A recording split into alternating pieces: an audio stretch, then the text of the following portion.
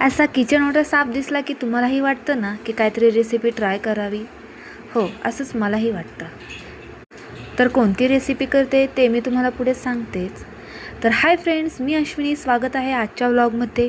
तर मी जी रेसिपी करणार आहे त्याचं नाव तर मलासुद्धा माहीत नाही, पण मी ह्याला मिक्स व्हेजिटेबल रेसिपी असं म्हणते. तुम्ही काय म्हणताय ते मला कमेंटमध्ये नक्की सांगा.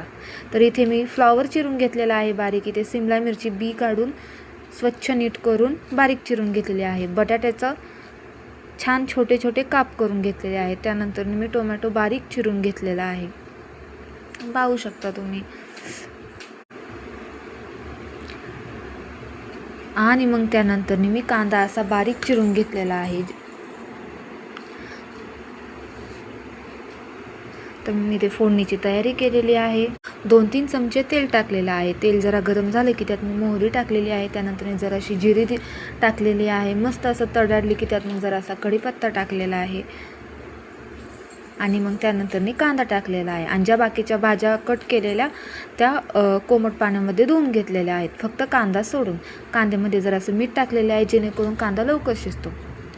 मीठ जर टाकलं कांद्यामध्ये तर कांदा लवकर शिजतो आणि कमी करपतो. तर इथे कांदा छान लालसर भाजलेला आहे.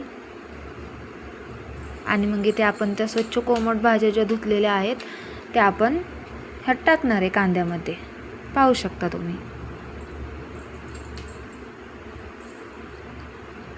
तर मग हे सगळं टाकल्यावरती मस्त असं परतून घ्यायचं, वर खाली करून घ्यायचं. मग त्यानंतर आपण त्यात जराशी हळद आणि त्यानंतर आपला जो मसाला आहे घरातला किंवा कोणताही तुम्ही वापरता तो, ते लाल तिखट वगैरे टाकायचं आणि परत एकदा असं मस्त हलवून घ्यायचं. ते झालं की मग त्यानंतर त्यात शेंगदाण्याचा कूट टाकायचा. आवडत असेल तर टाकू शकता, नाही तर नाही टाकू शकत. तर इथे मी शेंगदाण्याचा कूट टाकलेला आहे. मग त्यानंतर जरासा पाण्याचा देऊन आपण परत भाजीवर खाली करून त्याच्यावर झाकण ठेवणार आहे.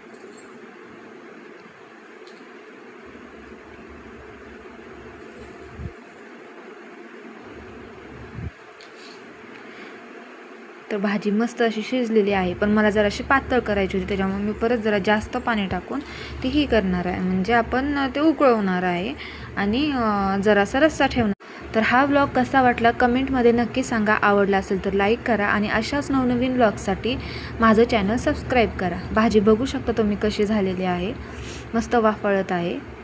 तर आजचा व्लॉग इथेच एंड करते. पुन्हा भेटू नवीन व्लॉगमध्ये. बाय.